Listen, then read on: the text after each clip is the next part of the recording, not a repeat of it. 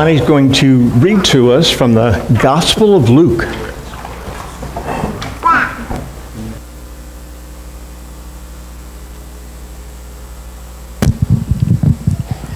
Very early in the morning, on the first day of the week, the women went to the tomb, bringing fragrant spices they had prepared.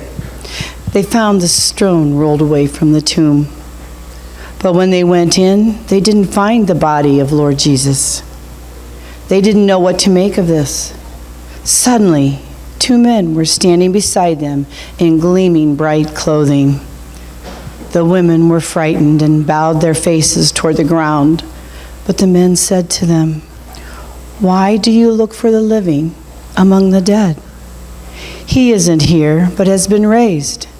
Remember what he told you while he was still in Galilee, that the human one must be handed over to sinners, be crucified, and on the third day rise again." Then they remembered his words. When they returned from the tomb, they reported all these things to the 11 and all the others. It was Mary Magdalene, Joanna, Mary the mother of James, and the other women with them who told these things to the apostles. Their words struck the apostles as nonsense, and they didn't believe the women. But Peter ran to the tomb. When he bent over to look inside, he saw only the linen cloth. Then he returned home, wondering what had happened. So ends the reading of God's holy word. Children, you can head on to Sunday school. Some bones that weren't quite doing very well, so they decided to go in and put a pin or two in and some wires and all that good stuff. Now, contrary to what Bonnie says, the fact that I put weight on the foot weeks before the doctor said I should has absolutely nothing to do with it. Thank you, Dr. Moore. Yeah. I mean, doctors. Like a second opinion. What? A second opinion. What do doctors know, right? All right. Well, have you ever found yourself in a situation when you wanted to talk about your faith to someone that was a non-believer, somebody that just doesn't believe in God or in Jesus or any of the stuff? You didn't know what to say. You felt pretty uncomfortable about it, so you ended up just not saying anything. One of the most difficult things to do is to talk to a non-believer about our faith, and to talk to that non-believer about the subject of the resurrection. Perhaps we don't feel comfortable talking about the fact that we believe Jesus, in fact, was who he said he was, and that he would rise from the dead 3 days after he died on the cross.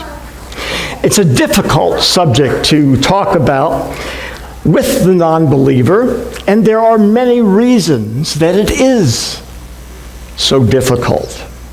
Today we're going to take a look at just one of those reasons that makes it difficult to talk about the resurrection with a non-believer. The reason that we will cover today is simply the fact that we, as believers, don't really know, or we've forgotten, how the secular mind works. It's been so long that we have forgotten what it was like in our own lives before we became believers. And by forgetting what it's like, we no longer can relate very well with a non-believer or the secular world. And when you can't relate, you cannot adequately show what you believe and why you believe it. So today we're going to look into the secular mind and determine how we can develop a dialogue with them that connects us to their world. Now we're going to spend our time not on the Gospel of Luke, as Bonnie read to us. We're going to spend our time in the book of Acts. If you've not read the book of Acts, I highly recommend it. It's all about, well, starting up a new church, starting up a new faith, a belief in the risen Christ. And it's full of stories about the resurrection and how people came to believe it. So to begin, I'm going to tell you an Easter story this morning about a man that you probably don't know very much about. And in addition to that, when I tell you his name, you're going to immediately think of something else. And some of you are going to think that I'm, well, just making it up. Rest assured, I am not just making it up. This man is in the New Testament, and what he said and did has everything to do with Easter Sunday. The man's name is, well, I'm going to wait a second or two on that. Let's put some other pieces of the puzzle together first before I tell you what his name is. The year is now 60 AD, which means Jesus has been gone, actually, for just under 30 years. The place is a small town on the Mediterranean Sea called Caesarea. It's on the shores, as I said, on the shores of the Mediterranean Sea. And this man has come to Caesarea to take over for his very inept predecessor by the name of Felix. And this guy is coming over as the governor of the Roman province called Judea. The situation is very, very tense there and really unsettled. For the Jews were a rebellious bunch, as we know, and not noted for being very good at the art of submission. As this man steps into his shop in Caesarea, he has one basic goal for all the geography that he is governor over. That is to, number one, keep the peace. Number two, keep a lid on it. And number three is to not let things boil over or get any more rowdy than they already are. It's not easy because already powerful themes of a revolution are simply moving across the land in what we now know as Israel. Now, this guy hardly steps off the boat from Italy when he runs into his first major problem. You see, there seems to be some guy that's in prison in Caesarea. Seems he did something, he didn't know what, but he did something to upset the Jewish leaders. Well, upset may be not the right word for it. They want this guy's head. It's all not very clear to this new governor, and in his mind, it's very confusing. And so 3 days, just 3 days after he takes office, he makes the 60-mile round trip to Jerusalem, actually 60 miles one way, to Jerusalem to pay his respects to the high Jewish courts known as the Sanhedrin, and also to find out why they are so hot after this guy that's in jail. Now you have a map up there. Can you find Caesarea? It's right on the shore. And Jerusalem, if you can read it, is 60 miles away, kind of down and to your right a little bit. Jerusalem's more in the center of Israel. Just to give you an idea, this guy got off the boat from Italy in Caesarea. So, the man that was at this time is in jail is known to all of us as the Apostle Paul. He has been in this particular prison for over 2 years, and quite fortunate, in fact, to be alive.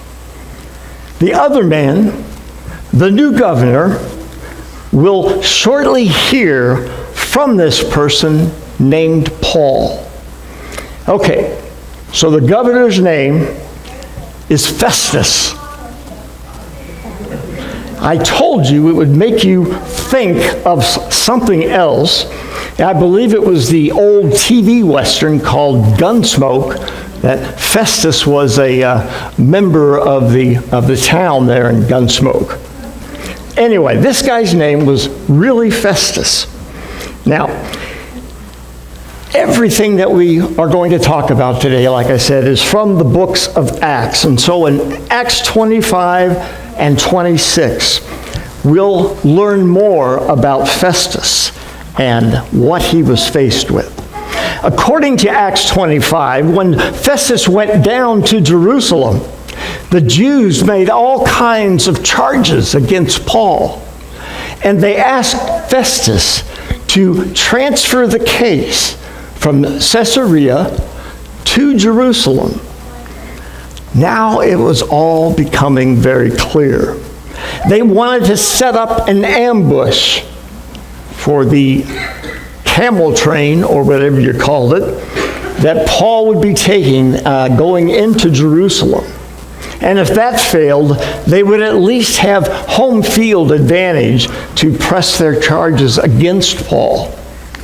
Well, it didn't work out for a number of reasons. So several of the influential Jewish leaders went with Festus back to Caesarea. Paul was brought in for a confrontation with the Jews, and in Acts 25:7, we find out what exactly happened next. The Jews had come down from Jerusalem and stood around him, bringing many and serious charges against him, which they could not prove. And they couldn't prove it because it was not true. So Paul says to Festus, "I'm not guilty of anything. I committed no offense against the law of the Jews or against the temple or against Caesar himself." But Festus wanted to do the Jews a favor. So he asks Paul if he would in fact be willing to go to Jerusalem to stand trial. Now you got to understand this. First of all, Festus, as the new governor, really is not a bad person. He's not a bad man. He basically is just new, and he doesn't understand anything about the Jewish people or anything about why Paul is in jail. This whole case is a mystery to him. Transferring the trial to Jerusalem is kind of a compromise that he was trying to arrange. But Paul is about as willing to go back to Jerusalem as he would be to have a blind man do brain surgery on him. The prospects were not very encouraging if he in fact went to Jerusalem.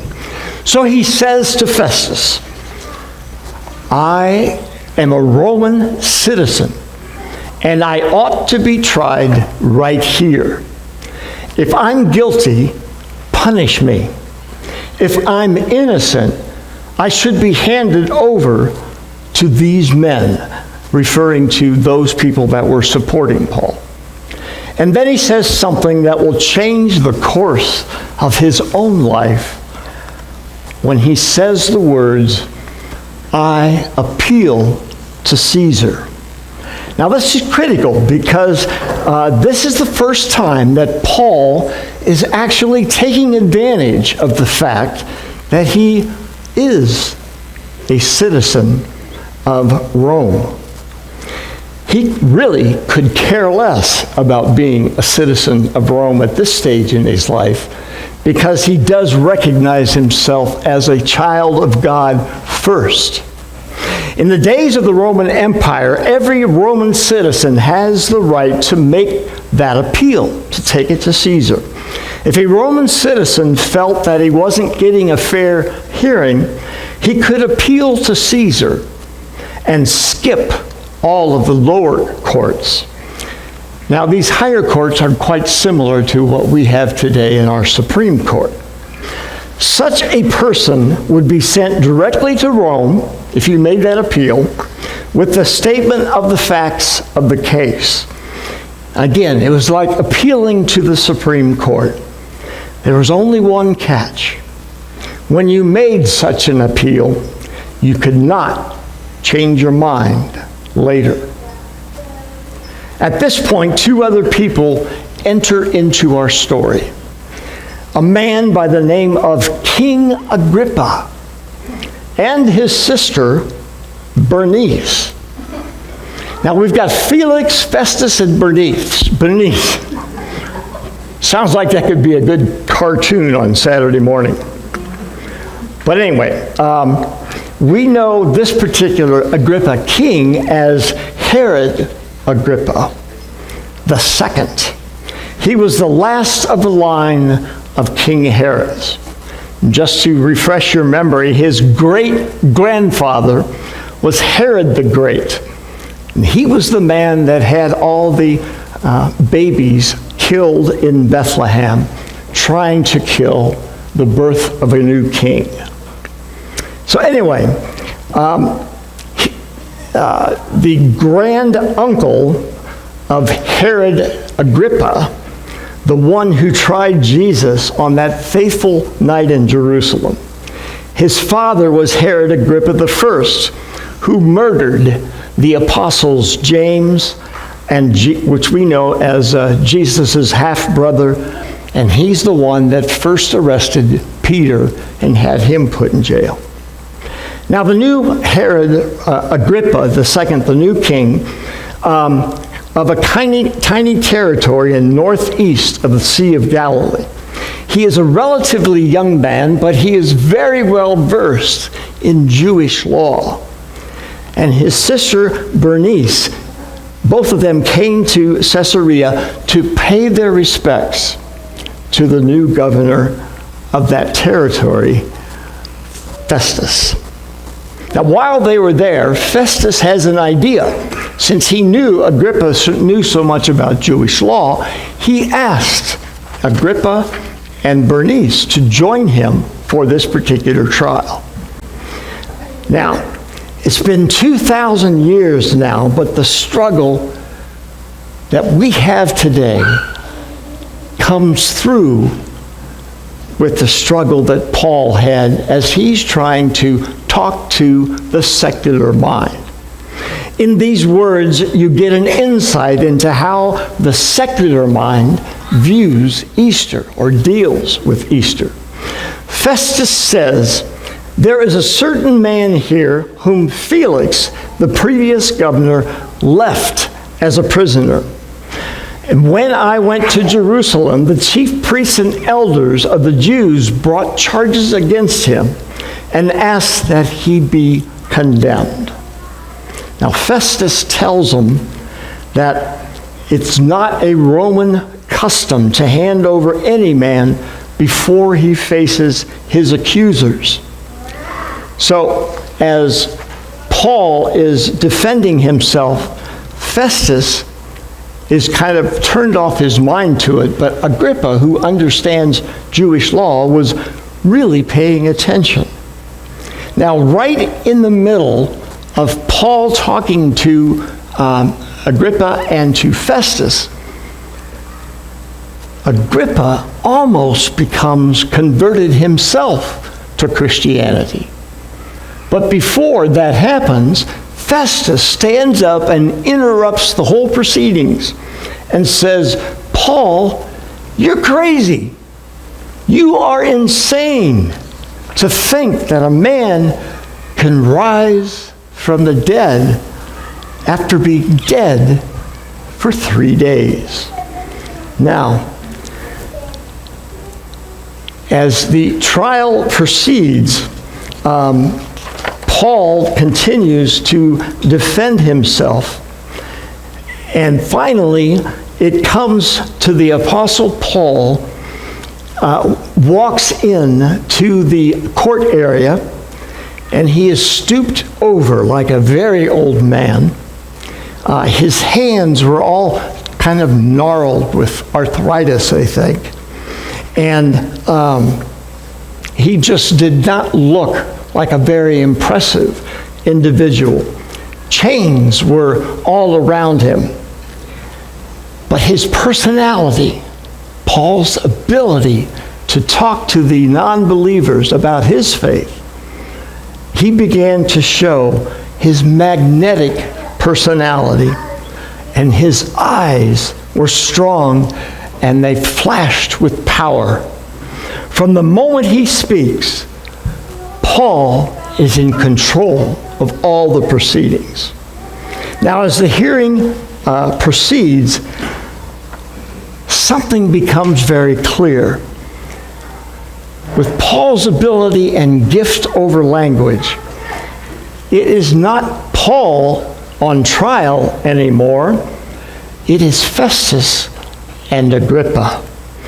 Paul retells the story of his conversion, where he's on his horse going into Damascus, where Jesus himself, just about 20-some years after he died, appears before Paul and converts him. So Paul tells that story to Festus and Agrippa. And then he tells the story, of course, of the resurrection. In verse 22 of Acts 25, it says, "But I have had God's help to this very day. And so I stand here and testify to the small and to the great alike. I am saying nothing beyond what the prophets and Moses said would happen, that the Christ would suffer, and as the first to rise from the dead, would proclaim life to be his own, and people to all people and to the Gentiles." Once again, this is where Festus interrupts and says, "Paul, you're crazy. No sane man would talk that way." He was crazy as a loon, 2 bricks short of a full load. And had there been a McDonald's back then, he would have been a fry or 2 short of a Happy Meal. His study of the prophets has driven him crazy. There is no other credible explanation that Festus can come up with that would cause Paul to tell this story. Now, you have to understand, Festus doesn't really think Paul is literally insane. You don't shout at somebody that's crazy. You speak softly and pat them on the top of the head. Maybe you turn to the king and wink at him like something's really off in his rocker. And you would never send a lunatic to the emperor's court in Rome. That's a bad career move, even back then. Festus doesn't really mean it, but he cannot think of any other reason that anybody in their right mind would talk about so openly and with so much belief of a dead man coming back to life. Now, the good news of the trial that Paul has just gone through is the fact that he is now set free. They could not find anything that Paul had done to warrant the fact that he belonged in jail or could be executed. So, and Paul then is now free to where he continues his ministry, both to the Gentiles and to the Jews. And as I mentioned, Agrippa is almost converted to Christianity just by what Paul was saying and how he was saying it. So it's the greatest question of life, the question of Jesus Christ and our relationship with him. There's only two possible answers as you look at Christ himself. Either you believe in him, that he said who he was, and he was in fact who he was, or you reject him and his claims. It's yes or no, life or death. And a man, depending on his answer, is either wise or a fool. And it also depends on whom you're talking to. So let's give Festus just a little bit of credit. At least he saw the issue clearly, even though he did not know how to deal with it. The question still plagues us today. Who is Jesus of Nazareth? In the December 1986 issue of the Atlantic Monthly, one man attempted to answer that question. The managing editor at the time, by the name of Colin Murphy, wrote the lead article that month entitled, "Who Do You Say That I Am?" with a subtitle of "A Traveler's Question." It's one man's long, detailed attempt to examine the religion of his childhood. Now, we turn to the Gospel of Matthew for a second. In Matthew 16, Jesus is having a conversation with all of his disciples. And this takes place just before they all return to Jerusalem for the Passover. It's a time where Jesus asks the question of all the disciples. He asks them, "Who do people say that I am?" And a few of them answered that by saying, well, they think you're a prophet. They think that you're Elijah coming back and talking to them. None of the disciples got the right idea. And so Jesus turns directly to Peter and asks the question, "Who do you say that I am?" And for once, Peter gets it right. Peter says, "Lord, you are the Christ. You are the Son of God, sent here to be our Messiah." Peter got it right. It's the most resonant question in the New Testament. It is the question, it seems, of a man who wishes to understand, but who is also himself disturbed. Of a man who finds himself in deeper waters than he had anticipated. Of a man at once baffled and intrigued by a destiny. This is Colin Murphy writing in his article. A destiny that he may have begun to take a glimpse of, but of which he is not fully sure. So Murphy, in his article, goes on to tell the story of Jesus and his teachings, of his miracles, of his trial, and of the crucifixion, and talks about the resurrection. Murphy, in that article, has an argument against everything of Jesus the man. He's able to, in his mind, explain away the miracles. He is able to, in his mind, give credit where credit's due when it comes to the teachings of Jesus. And he is also saying, when Jesus died on the cross, he died as any common criminal would die on the cross. But the greatest question that he attempts to answer is, in fact, the resurrection. He can get along with all the other stories of Jesus, but the resurrection has him baffled. Not because so many people, and there were a lot of people, not because these people say they saw Jesus. He can attribute that to mass hallucination. The thing that he has difficulty dealing with is the mere fact of the disciples who once, when they were convinced that the resurrected Jesus was among them, changed their whole life, took on a belief that they would die for, that they would give their lives for, in some cases being tortured beyond your imagination. Peter being crucified upside down, for example. He had no answer for the fact that these people changed their lives. Now, in theaters today, there's a movie out called The Case for Christ. Has anyone seen that? Anywhere? Nope, nobody has? You know, I'm not even sure if it's here in Sioux City, but need to look that up. It's a movie that I sure want to go see.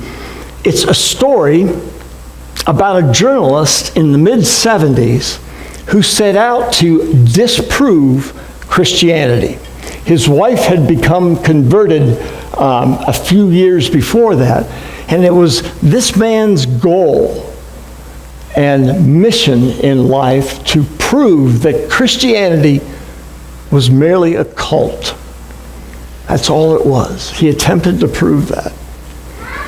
Through his work and his research, he is now a pastor in Omaha of a mega church. And what was it that converted him, that convinced him these stories of Jesus were true? It was the resurrection and how the disciples' lives were all changed by what they saw. Now, we all know the author C.S. Lewis. Similar situation. At one point, Lewis was out to disprove Christianity. And today, or in his recent, or his final years of his life, became a strong supporter of Christianity, a strong defender of the faith. What was it, do you suppose, that caused this dramatic transformation in C.S. Lewis's life? It was the resurrection and the lives of the disciples and how they were changed. Well, it's been 2,000 years, but Festus is still with us. Secular man has an answer for everything, but he is still baffled by the empty tomb and how the lives of the disciples were changed.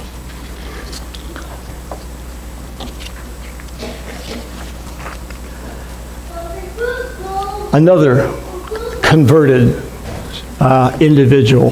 This guy didn't set out to disprove Christianity. He set out to read about Christianity because he knew nothing about religion whatsoever. He was called the hatchet man. If you wanted something done in Washington, D.C., everything from having your political opponent attacked or even killed mysteriously, you would turn to one individual that was within the Nixon administration, Charles Colson. Colson was like Paul was before he was converted. Colson was ruthless.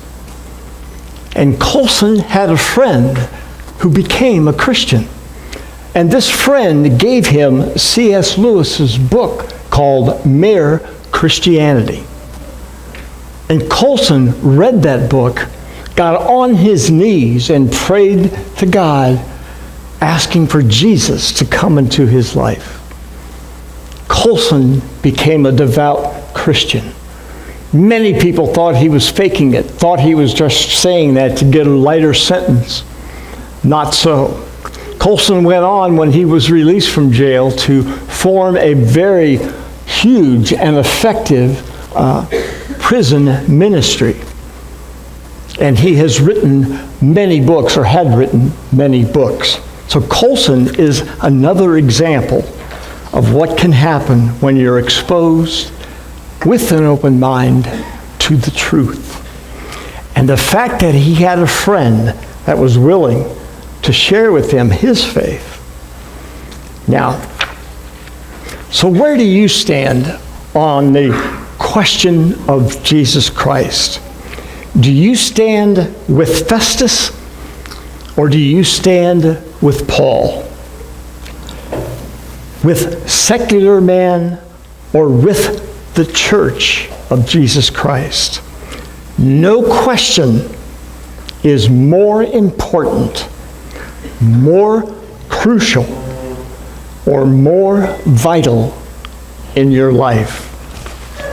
It's the greatest question of life, the question of Christ and your relationship with him.